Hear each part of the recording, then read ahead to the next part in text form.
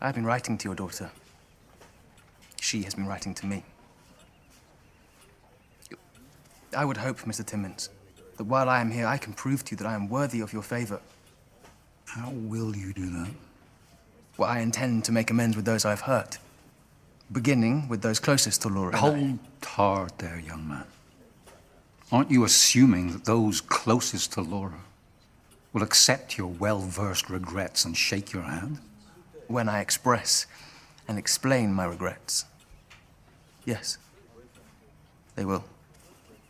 Then, since you are so sure of yourself, you won't mind putting aside seeing Laura until all your amends are done and accepted. Well, Mr. Timmins, I see you wish to challenge me to prove myself. I welcome such an opportunity. Post office is right down the street. If you can convince Dorcas Lane to accept your apology, that'd be a start.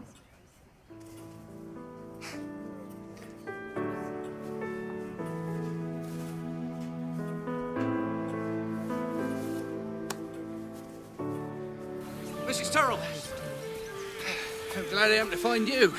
70 years since this last happened. Your husband, Mrs. Turrell, is declaiming on the streets of Candleford and must be persuaded to desist. Can you see it? Blood. Did you say blood? Don't you know about the witch tree, Thomas Brown? Long before my time, there was talk of how it would bleed human blood. Was it a tree? Bleed, but blood. There was a local widow named Mrs. Ashley, descended from the original squatters here. She had the gift. Folks would come to her to remove warts and the like. The tree. What about the tree? This is about the tree. There was some bad luck, see? Widow Ashley fell out with another wife, and this woman fell ill, and she accused Mrs. Ashley of being a witch. And folks were whispering it, turning away from her on the lane. Then it started to rain. And it wouldn't stop. So the harvest was poor, and there was hunger all over the hamlet. The tree. They chased her, see? Hunger can do terrible things to your mind. They were hounding her down, and she was so full of fear, she couldn't get away. So she turned herself into a tree.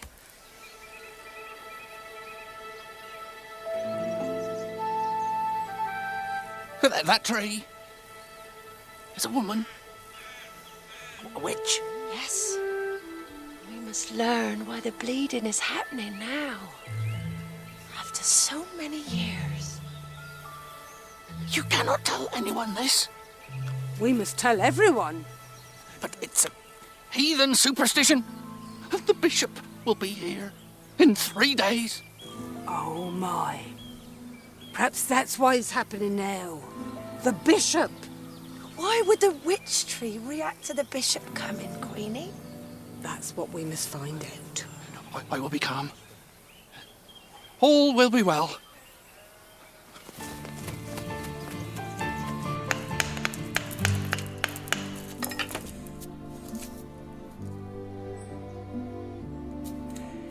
What's that look you're wearing, Laura? Your mind is elsewhere. What's troubling you? Everyone seems so preoccupied with the bishop's visit.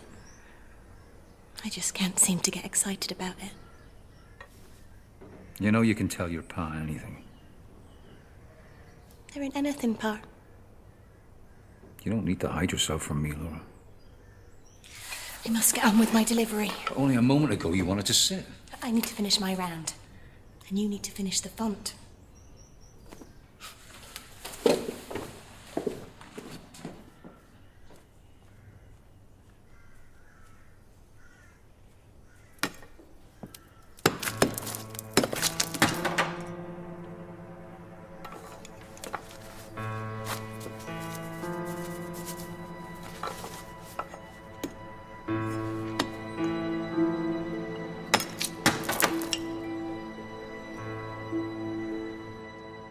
I came back to let you know how sorry I am. That is not quite true. I came to see Laura. As I'm sure you realize. I did notice rather a lot of correspondence for her from Oxford. She will be back from her delivery in an hour. I'm intent on not seeing Laura. Yet. How strange. To come all this way? I spoke to her father. He suggested that if I am in earnest about making amends, I would prove it by not seeing her. That is exceedingly chivalrous of you to take up such a challenge. Well, I think he has a point. I thank you for the courtesy of your apology, and we shall see. We shall. After I returned to Oxford, I couldn't settle. Our own consciences can torment us more than any amount of attacks from others. In my job, you learn to push it aside. You drive on. But this time it was different. I found myself unable to function. Is that so mysterious? When we feel the tug of powerful emotions, as we do, say, when we fall for someone, we want them to think well of us. It throws up such potent self-doubts. We question every thought, mistrust every action we make. But you don't strike me as someone who doubts herself. Only every day. But doesn't that stop you from being, well, Dorcas Lane? I simply refuse to listen to it. But how can that be enough? No life is so sunny, no one is immune. How do we keep those doubts at bay? No one is immune. No one.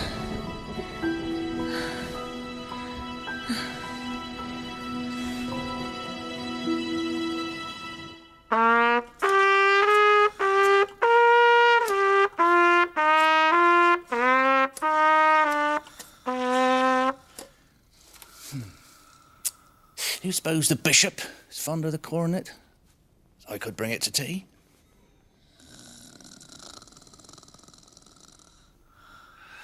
Two days. But I put the keys where I always put them. I'm sure I did. I have never lost them before. Mum, they're rapping at the window now. I think I hung them up.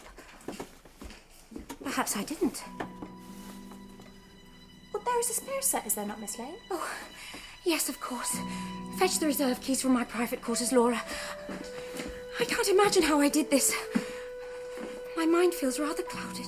I expect that's the excitement of his bishopness coming, Mum. I was out at dawn this morning picking rose petals with the juice still on them. For the rose water. For the queen cake. For the bishop. Minnie, did you use the keys? Mum, I do believe they're in my apron pocket. Isn't that extraordinary?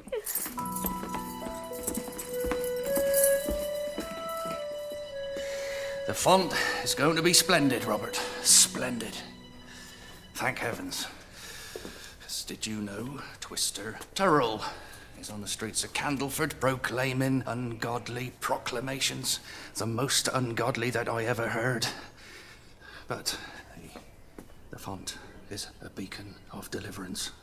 The bishop will be most impressed, and he will see that we are not a parish of profane primitives. I can't finish it. Did you know Mrs. Turrell claims a tree near Lark R1se is bleeding? Did you ever hear such idolatrous... Can't finish. The font. But the consecration is in 2 days' time.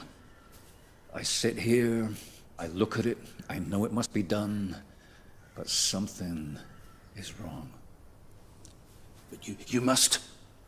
I know if I go at it, it will be ruined.